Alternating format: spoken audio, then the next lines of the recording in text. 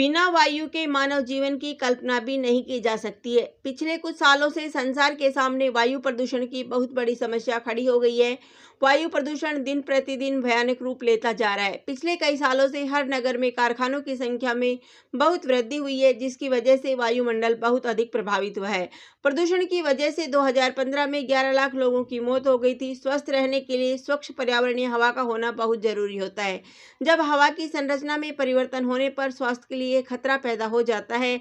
जन जागरण की आवश्यकता। किसी भी प्रकार के प्रदूषण पर हमें अगर नियंत्रण पाना है तो लोगों को प्रदूषण के बारे में पता होना चाहिए। हमें रैलियां निकालकर प्रदूषण के बारे में लोगों को सचेत तथा जागरूक करना चाहिए। स्कूलों में प्रदूषण के बारे में पाठ्यक्रम शामिल होना चाहिए, जिससे बचपन से ही बच्चों को पता हो कि किस काम को करने से प्रदूषण फैलता है।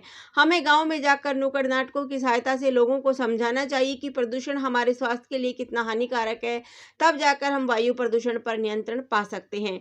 वायु प्रदूषण के नुकसान। वायु प्रदूषण से बहुत ही ज्यादा नुकसान। अगर वायु प्रदूषण बढ़ जाता है तो सभी जीव जंतुओं का सांस लेना मुश्किल हो जाएगा और पेड़ पौधे भी खत्म होने लगेंगे।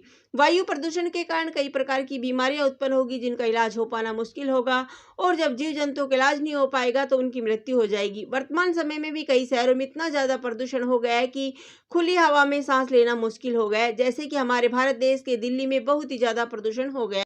प्रदूषण की समस्या पर अच्छे निबंध, लेख, भाषण, स्लोगन आदि लिखने से या बच्चों के सामने बड़ी बड़ी बातें करने से प्रदूषण की समस्या का इलाज नहीं किया जा सकता। प्रदूषण का इलाज तभी संभव है जब हम खुद जागरूक होंगे और अपने से इसे खत्म करने की शुरुआत करेंगे। जमीनी स्तर पर कार्य करके ही हम अपनी प्रकृति और पर्यावरण की रक्षा कर पाएंगे और आने वाली पीढ़ी को एक बेहतर भविष्य दे पाएंगे। धन्यवाद। जय हिंद, जय भारत।